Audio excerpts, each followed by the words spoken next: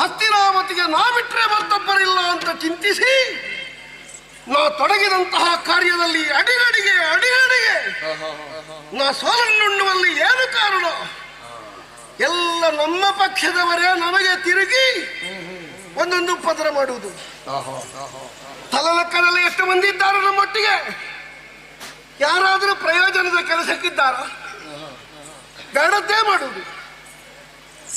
ಅವರಿವರು ಯಾಕೆ ದೊಡ್ಡ ದೊಡ್ಡ ತಲೆಯನ್ನೇ ಆಲೋಚನೆ ಮಾಡುವ ಹಿರಿಯ ಮುತ್ಸದ್ದಿಗಳಾದಂತಹ ಆರ್ಯ ಭೀಷ್ಮರು ನಾನು ನಂಬಿದೆ. ಆದರೆ ಲೆಕ್ಕವರ್ತಿಗೆ 10 ದಿವಸಗಳ ಕಾಲ ಹೋರಾಟವನ್ನು ಮಾಡಿದರು. ನಮಗೆ ಪ್ರಯೋಜನ ಆಗುವ ಯಾವ ಕೆಲಸವನ್ನೂ ಮಾಡಲಿಲ್ಲ. ಆಮೇಲೆ ಕೋಲಗುರುಗಳಾದಂತಹ ಆಚಾರ್ಯ ದ್ರೋಣರಿಗೆ ಪಟ್ಟ ಕಟ್ಟಿದೆವು. ಇವತ್ತಿಗೆ ದಿವಸ 3 ಕಳೆಯಿತು, 4ನೇ ದಿವಸ ಯುದ್ಧ ನಡೆಯುತ್ತಾ ಉಂಟು. ಮುಸ್ಸಂಜೆಯ ಹೊತ್ತಿಗಾಗುವಾಗ ಅಪಾರವಾದಂತಹ ನಷ್ಟಕಷ್ಟ ಸಂಕಟವನ್ನು ಅನುಭವಿಸುವಂತಹ ಒಂದು ದುರ್ಯೋಗ ನನ್ನ ಪಾಲಿಗೆ ಪ್ರಾಪ್ತವಾಯಿತು. ಈ ಸಂಕಟವನ್ನು, ಈ ನೋವನ್ನು, ಈ ಚಿಂತೆಯನ್ನು ಯಾರಲ್ಲಿ ಹೇಳಿ, ಏನು ಅಂತ ಹೇಳಿ ಬಾಕಿದ್ದವರನ್ನು ಬೈಯುವುದಕ್ಕಿಂತ ನನ್ನ ಕೈಯಲ್ಲೇ ನನ್ನ ತಲೆಗೆ ಬಡ್ಕೊಳ್ಳೋಣವೋ ಏನು ಮಾಡ್ಲಿ?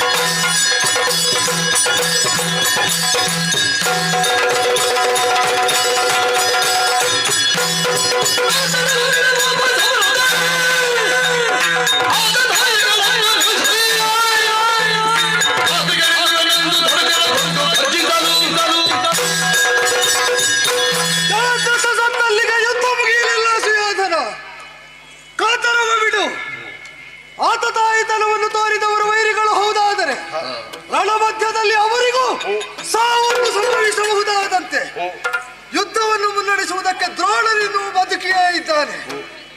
ಹಗಲು ರಾತ್ರಿಗಳ ಪರಿಭೇದವನ್ನಿಲ್ಲವಾಗಿಸಿ ಜಯದ್ರಥನ ಕಣ್ಣಿಗೆ ಮಣ್ಣೆರಚಿ ಅವನನ್ನು ರಣಮಧ್ಯದಲ್ಲಿ ಪ್ರತಿಜ್ಞಾಪೂರ್ಣ ಮಾಡ್ತಾ ಪ್ರಾರ್ಥನೆ ಸಮ್ಮಾನಿಸುವಂತೆ ಮಾಡಿದ ಕೃಷ್ಣತಂತ್ರಕ್ಕೆ ಉತ್ತರವಾಗಿ ದ್ರೋಣ ಈಗ ಹೊರಡ್ತಾ ಇದ್ದಾನೆ ಧುರಕ್ಕೆ. ಎದುರಾದ ಪಡುಬಟರ ನಿನ್ನ ಗೆಲುವಿಗೆ ಶಕ್ತಿ ಮೀರಿ ಯತ್ನಿಸ್ತೇನೆ, ನಿಶ್ಚಿತ. ಈಗ ದೋಷವಾಯಿತು.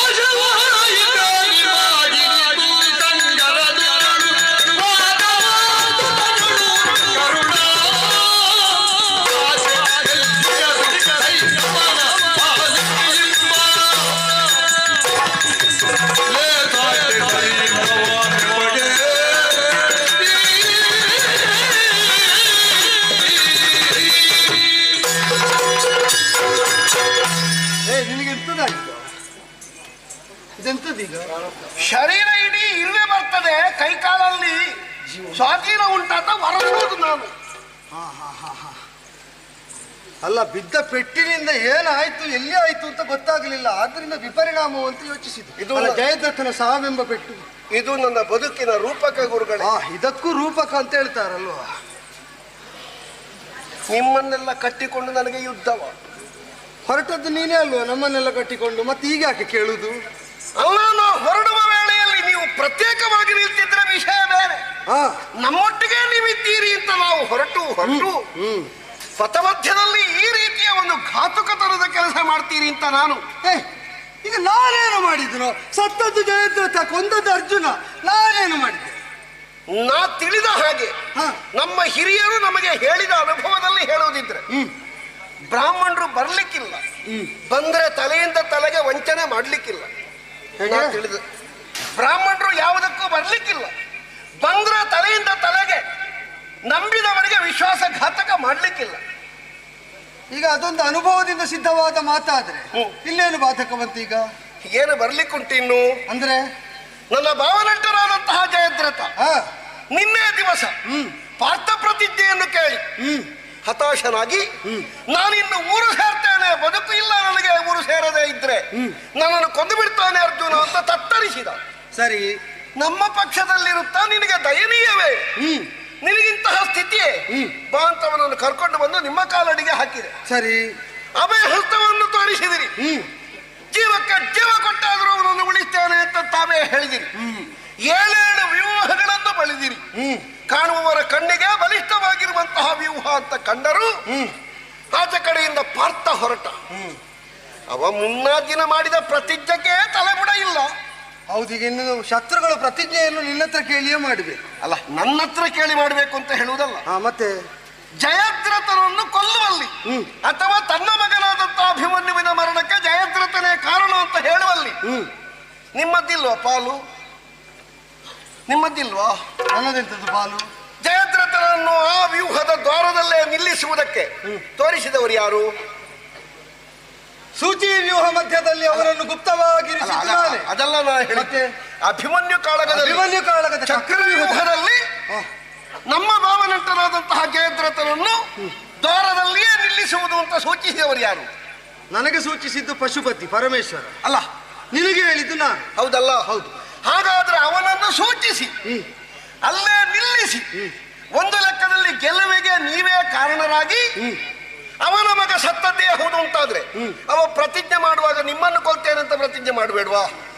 ಒಂದು ತಲೆ ಸರಿ ಇದ್ದವಾದ್ರೆ ಮೂಲ ಕಾರಣವನ್ನೇ ಹುಡುಕಿ ಪ್ರತಿಜ್ಞೆ ಮಾಡುವುದಾದ್ರೆ ಈಗ ಯಾರು ಸತ್ತದ್ದಕ್ಕೂ ಪ್ರತಿಜ್ಞೆ ಮಾಡುವುದಿದ್ರೆ ಕೌರವನನ್ನು ಕೊಲ್ಲುತ್ತೇನೆ ಅಂತೆಲ್ಲ ಪ್ರತಿಜ್ಞೆ ಮಾಡಬಹುದಿತ್ತಲ್ಲ? ಮಾಡ್ಲಿಲ್ಲ ಎಂಬುದರ ಮೇಲೆ ಈಗ ನನ್ನ ಮೇಲೆ ಪ್ರತಿಜ್ಞೆ ಮಾಡಬೇಕು ಅಂತ ನಿನಗೆ ಆಗ್ರಹ ಏನು? ಅಲ್ಲ, ನನ್ನಲ್ಲಿ ಹೇಳಿದ ಪ್ರಕಾರ ಮಾರನೇ ದಿನ ಚಕ್ರವ್ಯೂಹವನ್ನು ರಚಿಸಿದ ಪ್ರಕಾರ ಹಿಂದೆ ಮುಂದೆ ನೋಡದೆ ಬಿಲ್ಲನ್ನು ಕತ್ತರಿಸುವಲ್ಲಿ ಆಜ್ಞಾಪನೆ ಮಾಡಿದ ಪ್ರಕಾರ ಎಲ್ಲ ವಿಷಯದಲ್ಲಿಯೂ ತಾವೇ ಗುರುಪಾತ್ರವನ್ನು ವಹಿಸಿ ಅಭಿಮನ್ಯುವಿನ ಮರಣಕ್ಕೆ ಕಾರಣರಾದವು. ಸರಿ, ಇದನ್ನವ ಯೋಚಿಸದೆ ಒಟ್ಟು ಪ್ರತಿಜ್ಞೆ ಮಾಡಿದ. ಆ ಪ್ರತಿಜ್ಞೆ ಮಾಡುವಾಗ ನೀವು ತೋರಿಸಿದಂತಹ ಜಯದ್ರಥನ ಪ್ರಾಣಕ್ಕೆ ಕೊಂದು ತರ್ತಾನೆ ಪಾರ್ಥ ಅಂತ ನಿಮಗೆ ಗೊತ್ತಿದ್ರೆ ಒಂದಂಶದಲ್ಲಿ ನಮ್ಮದ್ದು ಇದವನ ಪ್ರಾಣ ಹೋಗುವಲ್ಲಿ ಅಂತ ಪ್ರಾಮಾಣಿಕವಾದ ದುಡಿಮೆಯನ್ನು ಕೊಡ್ತಿದ್ರೆ ನನ್ನ ಭಾವ ಇವತ್ತು ಸಾಯ್ತಿದ್ದನೋ ಎನ್ನುವುದೊಂದು ವಿಮರ್ಶೆಯ ವಿಷಯ. ನೀನು ಮಾತಾಡ್ತಾ ಇದ್ದ ಯೋಚನೆ ಮಾಡಿ ನಿನ್ನ ನಡೆದದ್ದನ್ನು ಮರೆತು ಇಂದು ತೆಗೆದ ಪರಿಭವದಿಂದಲೋ ಜಯದ್ರಥನ ಸಾವಿನಿಂದಲೋ ನೀ ಮತಿವಿಕಲನಾಗಿ ವರ್ತಿಸಕೂಡದು. ಯಾಕೆ? ಯೋಚನೆ ಮಾಡು. ಏನು? ಅಭಿಮನ್ಯುವಧ ಪೂರ್ವದಲ್ಲಿ ಚಕ್ರವ್ಯೂಹ ರಚಿಸುವಾಗ ನಾ ಏನ್ ಹೇಳಿದೆ? ಪಾರ್ಥನಪ್ಪ ತಪ್ಪಿದರೆ ಯಾಕೆ ತಪ್ಪಬೇಕು ಅಂತ ಹೇಳಿದೆ? ಮಿಕ್ಕ ದೂರ್ಜಟಿಯೂ ಇದೆಯಲ್ಲ, ಅವನನ್ನು ದೊಡ್ಡದು ಮಾಡ್ಲಿಕ್ಕೆ ಮಾಡಿದ್ದ ನೀವು. ಸರಿ, ಅದು ಬಿಡು. ನಿಮ್ಮ ಶಿಷ್ಯ ನನಗೆ ಏನಾಗುತ್ತದೆ ಅಂತ ನಾನು ಆಡಿದ್ದೇನೆ. ಅದು ದೊಡ್ಡದೋ ಸಣ್ಣದೋ ನನಗೆ ಆಗುವುದಷ್ಟೇ. ಪಾರ್ಥನನ್ನು ತಪ್ಪಿಸಿದರೆ ಚಕ್ರವ್ಯೂಹವನ್ನು ಯಶಸ್ವಿಯಾಗಿಸಿ ಮಹಾರಥಿಯೋರ್ವನನ್ನು ಮಡುವುದಕ್ಕೆ ನಾ ಪರ್ಯಾಪ್ತನಿದ್ದೇನೆ ಅಂತ ಆಡಿದೆ. ಪಾರ್ಥ ತಪ್ಪಬೇಕು, ಅವರಿದ್ರೆ ಆಗುವುದಿಲ್ಲ ಅಂತ ಹೇಳಿದನು. ಜಯದ್ರಥನನ್ನು ಕೊಲ್ತೇನೆ ಅಂತ ಪ್ರತಿಜ್ಞೆ ಮಾಡಿದ್ಯಾರು? ಅರ್ಜುನ. ನಾನು ತಪ್ಪಬೇಕು ಅಂತ ಹೇಳಿದ ಅರ್ಜುನ. ಹೌದಾ? ಈಗ ಅವನಿಗೆ ನೀ ಭರವಸೆ ಕೊಟ್ಟದ್ದು ನನ್ನಲ್ಲಿ ಕೇಳಿ ಅಲ್ಲ, ನಮ್ಮ ದ್ರೋಣರಿದ್ದಾರೆ, ಅವ್ರು ಹೇಗಾದ್ರೂ ರಕ್ಷಿಸ್ತಾರೆ ಅಂತ ನಾನು ಮೊದಲೇ ಹೇಳಿದ್ದೇನೆ. ಪಾರ್ಥ ಎದುರು ಬಂದರೆ ನನಗೇನು ಆಗುವುದಿಲ್ಲ ಅಂತ ಈ ಮಾತು ಊರ್ಜಿತವಾಗಿರುತ್ತ. ದ್ರೋಣರಿದ್ದಾರೆ, ರಕ್ಷಿಸ್ತೇನೆ ಅಂತ ನೀನು ಹೇಳಿದ್ದೆ. ಯಾವನಲ್ಲಿ ದಿವಸ ಅದನ್ನೇ ಹೇಳಬೇಕಲ್ಲ? ಯಾವ್ದು ಹೇಳಿದ್ದೇನೆ. ಪಾರ್ಥನಿರುವಾಗ, ಕೃಷ್ಣ ಸಾರಥ್ಯದಲ್ಲಿ ಪಾರ್ಥ ವಿಜೃಂಭಿಸ್ತಾ ಇರುವಾಗ, ಸುರಾಸುರ ಮಧ್ಯದಲ್ಲಿ ನಶಕ್ಯತೆ, ಅವರನ್ನು ಗೆಲ್ಲುವುದಕ್ಕೆ ಆಗುವುದಿಲ್ಲ. ಇದನ್ನು ಸ್ಪಷ್ಟವಾಗಿ ಮಾತುಗಳಿಂದ ನಾವು ಸಾರಿದ ಮೇಲೆ ಶಕ್ತಿ ಮೀರಿ ಎತ್ತ ಮಾಡ್ತೇನೆ ಅಂತ ಅರ್ಧಶಕಟ ವ್ಯೂಹ, ಅರ್ಧ ಪದ್ಮ ವ್ಯೂಹ, ಅದರ ಮಧ್ಯದಲ್ಲಿ ಸೂಚಿ ವ್ಯೂಹವನ್ನು ಬಲಿದು ಸೂಚಿ ವ್ಯೂಹದ ಹೃದಯ ಸ್ಥಾನದಲ್ಲಿ ಜಯದ್ರಥನನ್ನು ನೆಲೆಗೊಳಿಸುವಂತೆ ಮಾಡಿದ್ರು. ಶಕ್ತಿ ಮೀರಿ ಎತ್ತಿಸ್ತೇನೆ ಎಂಬ ನೆಲೆಯಲ್ಲಿ ನಾನು ಮಾಡಿದ ಯುಕ್ತಿ ಏನುಂಟು ಅದು ಯಶಸ್ವಿ ಆಯ್ತು ಎಂಬ ಹಂತದಲ್ಲಿ ವೈಫಲ್ಯವನ್ನು ತಾನಾಗಿ ಸಾಯುವುದಕ್ಕಾಗಿ ಜಯದ್ರಥ ಬರಮಾಡಿಕೊಂಡ. ತಲೆ ತೆತ್ತ. ಈಗ ನನ್ನನ್ನು ನಿಂದಿಸುವುದು ಯಾಕೆ ಉಂಟು? ಅವನಿಗೆ ವ್ಯೂಹವನ್ನು ಒಳ ಪ್ರವೇಶಿಸುವುದಕ್ಕೆ ನೀವು ದಾರಿ ಮಾಡಿಕೊಟ್ಟದ್ದು ಬಿಟ್ರೆ ನಾನು ಇಲ್ಲಿ ದಾರಿ ಮಾಡಿಕೊಟ್ಟಿದ್ದೆ. ನಿಮಗೆ ನಮಸ್ಕಾರ ಮಾಡಿದರೆ ನೀವಂತಲ್ಲ, ನಿಮ್ಮ ವರ್ಗದವರಿಗೆ ಯಾರಿಗೇ ಇರಲಿ, ಯಾರಾದ್ರೂ ಬಂದು ಅಂತ ನಮಸ್ಕಾರ ಮಾಡಿದ್ರೆ ಸಾಕು, ಅಲ್ಲಿಗೆ ಹೋಯ್ತು ಪೂರ್ತಿ. ನಿಮ್ಮ ನೆಚ್ಚಿನ ನಾನು ನಮಸ್ಕಾರ ಮಾಡಿದಾಗ ಏನು ಮಾಡಿದ್ದೇನೆ? ನೀವು ಅವನಿಗೆ ಆಶೀರ್ವಾದ ಮಾಡಿದ್ದೀರಿ. ಆಶೀರ್ವಾದ ಮಾಡಿದ್ದೇನೆ, ಮತ್ತೇನಾಯ್ತು? ಆಚೆ ಬದಿಯಿಂದ ಹಾರಿ ಒಳಗೆ ಹೋದ. ಆಚೆ ಬದಿಯಿಂದ ವ್ಯೂಹ ಭೇದನ ಮಾಡಿಯೇ ಹೋದದ್ದು, ಹಾರಿ ಹೋದದ್ದೇನು ಅಲ್ಲ. ಹಾರಿ ಹೋಗುವುದಕ್ಕೆ ನಿಮ್ಮ ಸಲುಗೆಯ ಕಾರಣ ಯೋಧನ ಹಾರಿ ಹೋಗಿಯೇ ಸಂಪತ್ತನ್ನು ವಶಪಡಿಸುವ ಬುದ್ಧಿ ನೀನಿಟ್ಟುಕೊಂಡು ಉಳಿದವರಿಗೆ ಏನಾದ್ರೂ ವಶ ಆದ್ರೆ ಅವರೆಲ್ಲ ಹಾರಿಯೇ ಸಂಪಾದಿಸಿದ್ದು ಅಂತ ಹೇಳುವುದು ಬೇಡ. ಅವ ನೇರವಾಗಿ ವ್ಯೂಹ ಭೇದನ ಮಾಡಿಯೇ ಹೋದದ್ದು. ನಿಮ್ಮ ಶಿಷ್ಯನಾದಂತಹ ನಾನು ನಿಮಗೆ ಮಗನಿಗೆ ಸಮಾನ.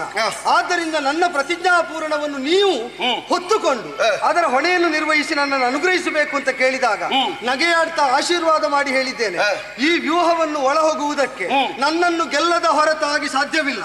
ನನ್ನನ್ನು ಗೆಲ್ಲದೆ ನಿನಗೆ ಜಯದ್ರಥನು ದಕ್ಕುವುದಿಲ್ಲ. ಹೀಗೆ ಆಡ್ತಾ ಶರವರ್ಷವನ್ನು ಗೆರೆದು ಪಾರ್ಥನನ್ನು, ಕೃಷ್ಣನನ್ನು, ಧ್ವಜವನ್ನು, ರಥವನ್ನು ಮುತ್ತಿ ನಿಂತ ಕಾಲದಲ್ಲಿ ನನ್ನ ಧನುಸ್ಸನ್ನು ಇಬ್ಬಾಗವಾಗಿಸಿದ. ಅವನ ಶಿಂಜಿರಿಯನ್ನು ನಾನು ಛೇದಿಸಿದೆ. ಅಮೋಘವಾದಂತಹ ಯುದ್ಧವಾದಾಗ ಇಲ್ಲಿ ಸಮಯ ವಿನಿಮಯವಾಗುತ್ತದೆ, ಸಮಯ ವ್ಯರ್ಥವಾಗಿ ಕಳೆದು ಹೋಗುತ್ತದೆ. ದ್ರೋಣನಲ್ಲ, ಬೇರೆ ದಾರಿ ಉಂಟು, ವ್ಯೂಹ ದೊಡ್ಡದುಂಟು ಅಂತ ನನಗೆ ಸುತ್ತು ಬಂದ ಹಾಗೆ ಮಾಡಿ ಕೃಷ್ಣ ರಥ ಹಾರಿಸಿದ್ದು. ನಾನು ಯಾವ ದಾರಿಯನ್ನು ಬಿಟ್ಟದ್ದಿಲ್ಲ, ಔದಾರ್ಯವನ್ನು ತೋರಿದ್ದಿಲ್ಲ. ಪ್ರಾಮಾಣಿಕವಾಗಿ ನಾ ಪ್ರಯತ್ನಿಸ್ತಾ ಇದ್ದೇನೆ. ಮತ್ತೆ ನನ್ನ ಒಬ್ಬನಿಂದಲೇ ಆಗೋದು ಅಂತಾದ್ರೆ ಮತ್ತೆ ವ್ಯೂಹ ಯಾಕೆ? ಮಹಾರಥಿಗಳಾದ ನೀವೆಲ್ಲಿ ಇರುವುದು ಯಾಕೆ? ನಿಮ್ಮನ್ನು ಆಯಕಟ್ಟಿನ ಸ್ಥಳದಲ್ಲಿ ನಿಲ್ಲಿಸಿದ್ಯಾಕೆ? ನಿಮ್ಮ ಕಡೆಯಿಂದ ಪ್ರತಿರೋಧ ಬಂದ್ರೆ ನೀವು ಎದುರಿಸಬೇಕು ಅಂತ. ಹೌದಾ ಅಲ್ವಾ? ನಿನಗೆ ಶಂಕೆ ಬರ್ತದೆ ಎಂಬ ಕಾರಣಕ್ಕೆ ನಿನಗೂ ಒಂದು ಕವಚ ಬಿಗಿದಿದ್ದೆ ನಾನು. ಯಾಕೆ? ದ್ರೋಣ ಬಂಧಿಸಿದಂತಹ ಕವಚವನ್ನು ಲೋಕಲೋಕಾಂತರದ ಯಾವ ಶಕ್ತಿಯು ಭೇದಿಸುವುದಕ್ಕಾಗುವುದಿಲ್ಲ. ಇದು ಪಾರ್ಥನಿಗೂ ಗೊತ್ತಿರುವ ಸತ್ಯ. ನೀನು ಅವನಿಂದ ಅಭೇದ್ಯನಾಗ್ತಿ. ಸಾಧ್ಯ ಇದ್ರೆ ಹೊಡೆದವನನ್ನು ಹಿಮ್ಮೆಟ್ಟಿಸುವಂತ ಕಳಿಸಿದ್ರೆ ನೀನೇನು ಮಾಡಿದೆ? ಆ ಕವಚವನ್ನು ಧರಿಸಿಕೊಂಡು ಹೋರಾಟಕ್ಕೆ ನಿಂತೆ. ಹೊಡೆದು ನೋಡಿದ ಪಾರ್ಥ ಕವಚ ಸೀಳುವುದಿಲ್ಲ ಅಥವಾ ಅದನ್ನು ತೆರೆಯುವುದಕ್ಕಾಗುವುದಿಲ್ಲ ಅಂತ ಅರ್ಥ ಆದ ಕಾಲದಲ್ಲಿ ಕವಚ ಕಟ್ಟದಂತಹ ಅವಯವಗಳಿಗೆ ಹೊಡೆದು ನೋವು ಮಾಡಿ ನಿನ್ನನ್ನು ಹಿಮ್ಮೆಟ್ಟಿಸಿದ. ಹಾಗಾದರೆ ಕವಚದಂತಹ ವ್ಯೂಹದಂತಹ ಕವಚ ಅವಕಾಶ ಇದ್ದಲ್ಲಿ ಅವ ಒಳಹೊಕ್ಕಿದ್ದಾನೆ, ಬಾಣದ ಮೂಲಕವಾಗಿಯೂ ಶರೀರದ ಮೂಲಕವಾಗಿಯೂ. ಅದೆಲ್ಲ ನಮ್ಮ ದುರ್ವಿಧಿ ಅಂತ ಹೇಳಬೇಕಲ್ಲದೆ ನನ್ನನ್ನೇ ದೋಷಿ ಅಂತ ನಿಂದಿಸುವುದು ಎಷ್ಟು ಸರಿಯಾಗಿ? ಯಾಕೆ ಗುರುಗಳೇ ಸುಮ್ಮನೆ ಬಯಲಲ್ಲಿ ಅಡಗೋದು ಅಂತ ಹೇಳುವುದಿದೆ. ಪ್ರಾಮಾಣಿಕವಾಗಿ ನಿಮ್ಮ ಎದೆ ಮುಟ್ಟಿ ಹೇಳಿ, ಅರ್ಜುನನಲ್ಲಿದ್ದಂತಹ ವಾತ್ಸಲ್ಯವೇ ಕಾರಣವಾಗಿ ನನ್ನ ಭಾವನನ್ನು ನೀವು ಬಲಿ ತಕ್ಕೊಂಡದ್ದಲ್ಲದೆ ಭಾವನನ್ನು ಕೊಂದದ್ದಲ್ಲವ. ನಿಮ್ಮಂತಹ ಒಬ್ಬಾತ ವ್ಯಕ್ತಿ ಇರುತ್ತ ಕೋಲಗುರುಗಳಾದಂತಹ ನಿಮ್ಮ ಪ್ರಪೂರ್ಣವಾದಂತಹ ಸಾಮರ್ಥ್ಯ ವಿನಿಯೋಗ ಆಗ್ತಿದ್ರೆ ಅರ್ಜುನ ಅಲ್ಲ, ಅವರ ಅಪ್ಪನ ಒಳಗೆ ಹೋಗ್ಲಿಕ್ಕಿಲ್ಲ. ಕೃಷ್ಣ ಬಿಡಿ, ನಿಮ್ಮ ತಂತ್ರಗಾರಿಕೆ ಸಾಮಾನ್ಯ ಆದದ್ದಲ್ಲ. ಕೃಷ್ಣನಿಗೂ ಭೇದಿಸುವುದಕ್ಕಾಗುವುದಿಲ್ಲ. ನಿಮಗೆ ಒಳಗಿಂದೊಳಗೆ ಅವರು ಗೆಲ್ಲಬೇಕು ಅಂತಲೇ ಉಂಟು, ನಾವು ಹೋಗಬೇಕು ಅಂತಲೇ ಉಂಟು. ಅದಕ್ಕೆ ಅಲ್ಲಲ್ಲಿ ನೀವು ಎಡಬಿಡುವುದು, ಹೋಗ್ಲಿ ಹೋಗ್ಲಿ ಹೋಗ್ಲಿ ಅಂತ. ನಮ್ಮಲ್ಲಿ ಯಾಕೆ ಸುಮ್ಮನೆ ಅದನ್ನೆಲ್ಲ ಈ ಸೂಜಿ ಬುದ್ಧಿ ಎಲ್ಲ ನಮಗೆ ಕಲಿತುದು ಗೊತ್ತಾಗ್ತದೆ ನನಗೆ. ಅರ್ಥ ಆಗಲಿಲ್ಲ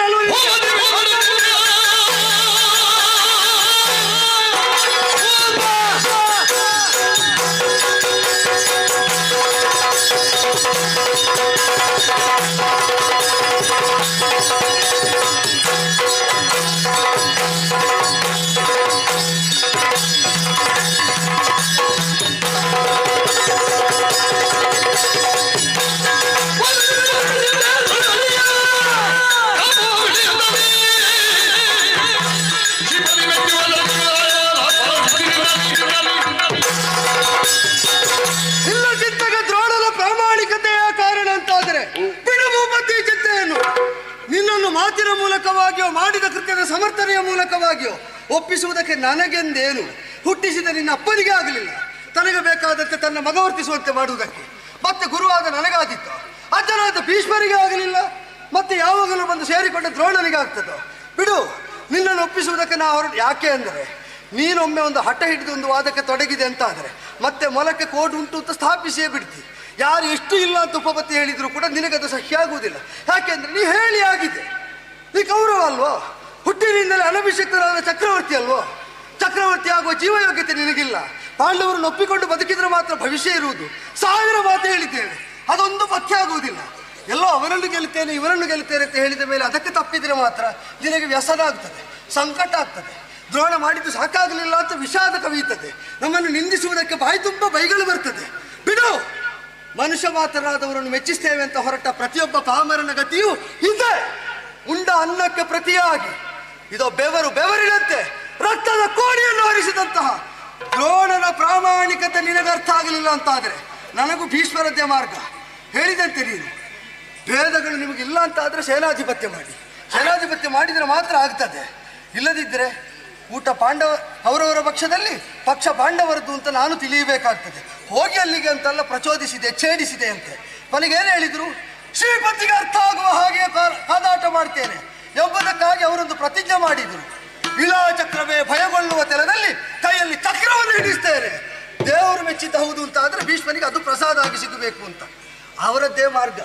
ಹಸ್ತಿನಾವತಿಯಲ್ಲಿ ಇದು ತನಕ 3 ಹೊತ್ತು ಸಂಧ್ಯಾೋಪಾಸನೆಯನ್ನು ಮಾಡುತ್ತಾ ಭೀಷ್ಮರ ಆದರ್ಶದಿಂದಲೇ ಬದುಕಿದಂತ ದ್ರೋಣನಿಗೆ ಭೀಷ್ಮರು ಹೋದದ್ದೇ ಪಥ ಅಂತಾಗುತ್ತದೆ.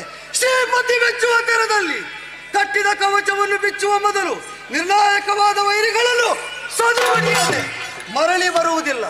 ಹಗಲು ರಾತ್ರಿಗಳ ಅಂತರವನ್ನು ಅಳಿಸಿ ರಾತ್ರಿ ಯುದ್ಧ ಇಲ್ಲ ಎಂಬ ನಿಯಮವನ್ನು ನಿವಾರಿಸಿದಂತಹ ಕೃಷ್ಣ ರಾತ್ರಿಯ ಯುದ್ಧಕ್ಕೆ ನಾಂದಿಯನ್ನು ಹಾಡಿದ್ದಾನೆಂತಾದರೆ ಈ ರಾತ್ರಿ 14ನೇ ದಿನದ ಈ ರಾತ್ರಿ ನಾನು ಕವಚವನ್ನು ಬಿಗಿದು ಹೊರಟದ್ದು ಹೌದಾದರೆ ವೈರಿಗಳ ಸರ್ವನಾಶ ಸಾಧಿಸಿ ಅಂತಿರ್ತೇನೆ. ಎಂತದ್ದು ಮಾಡ್ತೀರಿ ಅಂತ ಬೇಕಾ? ಯಾರನ್ನು ತೆಗಿಬೇಕು ನಿನಗೆ?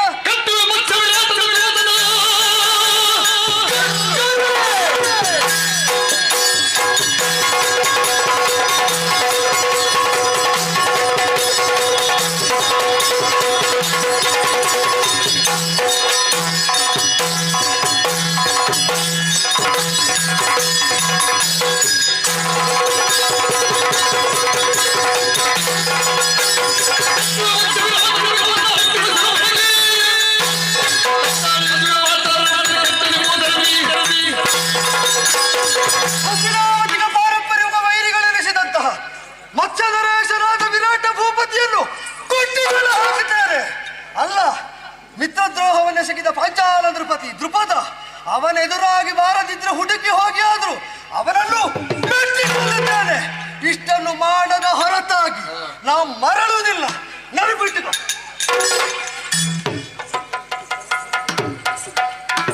ನನ್ನ ಮಗ ಅಶ್ವತ್ಥಾಮ ಇಲ್ಲಿದ್ದಾನೆ ಅಂತ ಗೊತ್ತುಂಟಾ? ಅಲ್ಲ, ನಾವು ಹುಡುಕೋದಕ್ಕೆ ನನಗೆ ವ್ಯವಧಾನ ಇಲ್ಲ, ನಿನಗೆ ಗೊತ್ತುಂಟಾ? ನನಗೆ ಗೊತ್ತಿದ್ದಿತ್ತು. ಕರಿಬೇಕು ಹತ್ತಿರಕ್ಕೆ. ನಿನಗೇನೋ ಹೇಳಲಿಕ್ಕುಂಟು ಅಂತಲ್ಲ, ನನ್ನ ಸಂದೇಶ ಹೇಳುವುದಕ್ಕೆ ಕರೀಬೇಕು. ಇವತ್ತು ಸ್ವಾಮಿಗಾಗಿ ಮಾಡುವ ಕದನ ಅಲ್ಲ, ಅಪ್ಪನ ಋಣ ಸಂದಾಯಕ್ಕೆ ಮಾಡುವ ಕದನ. ದೃಪದ ವಿರಾಟರ ಸುತರೆಲ್ಲೇ ಸಿಕ್ಕಿದರು, ಎಷ್ಟು ಮಂದಿ ಸಿಕ್ಕಿದರು, ನನಗಾಗಿ ಅವರ ಶಿರವನ್ನು ತೆಗೆಯಬೇಕು. ಇದು ಅಪ್ಪನ ಆಜ್ಞೆ ಅಂತ ಹೇಳು. ದೇವರು ಮೆಚ್ಚಿದಾಗ ನಿನ್ನ ಬುದ್ಧಿ ಏನಾಗ್ತದೆ ನೋಡಬೇಕು ನನಗೆ.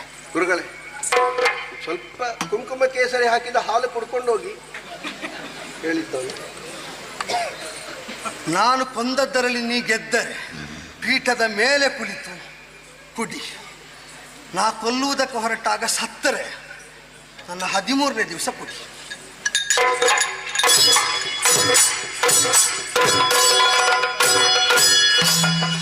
ಸ್ವಲ್ಪ ಬಿಸಿಯಾಗಿದೆ. ಬಿಸಿ ಆಗದೇ ಇದ್ರೆ ಇವರು ಕೆಲಸ ಮಾಡೋದಿಲ್ಲ ಅಂತ ಸುಮ್ಮನೆ ಲೆಕ್ಕ ಬರ್ತಿಗೆ ಮಾತ್ರ ಅಲ್ಲದೆ ಯಾವಾಗ ಸಿಗ್ತಾರಂತ ಹೇಳಲಿಕ್ಕೆ ಸಾಧ್ಯ ಇಲ್ಲ. ಈಗ ಪ್ರಕೃತ ಬದುಕಿದವರಲ್ಲಿ ಇವರಷ್ಟು ತಿಳಿದವರು ಈ ಕ್ಷೇತ್ರದಲ್ಲಿಲ್ಲ. ಹಾಗೆ ಅಂತ ನಮ್ಮ ಪ್ರಯೋಜನಕ್ಕೆ ಕೆಲವು ಸಲ ಸಿಕ್ಕುವುದೇ ಇಲ್ಲ ಅವರು. ಅದಕ್ಕೆ ಸ್ವಲ್ಪ ಆಗಾಗ ಬಿಸಿ ಮಾಡುವುದು. ಕೆಲವು ಸಲ ನಮಗೂ ಬೇಸರ ಆಗ್ತದೆ, ಈ ಬ್ರಾಹ್ಮಣನಿಗೆ ಬೈಬೇಕಲ್ಲ ಅಂತ. ಬೇಕು ಅಂತ ಬೈಯುವುದಲ್ಲ, ಮಾಡದೆ ವಿಧಿ ಇಲ್ಲ ಕೆಲವು ಸಲ. ಇದು ಹೇಳಿದ ಹಾಗೆ ಅವರು ಹೇಳಿದರಲ್ಲ, ದೃಪದ ವಿರಾಟರನ್ನು ತೆಗೀತೇನೆ ಅಂತ. ಇವರು ಲೆಕ್ಕ ಮುಗಿಸ್ತಾರೆ ಹೇಗೆ? ಅದು ಕಷ್ಟ ಅಂತ. ಸ್ವಲ್ಪ ಲೆಕ್ಕ ನಮ್ಮಲ್ಲಿ ಇದ್ರೆ ತೊಂದರೆ ಇಲ್ಲ, ಲೆಕ್ಕ ಮುಗಿಸಿದ್ರೆ ಕಷ್ಟ. ಏನೇ ಇರಲಿ, ಅಶ್ವತ್ಥಾಮಾಚಾರ್ಯ, ಅಶ್ವತ್ಥಾಮರೇ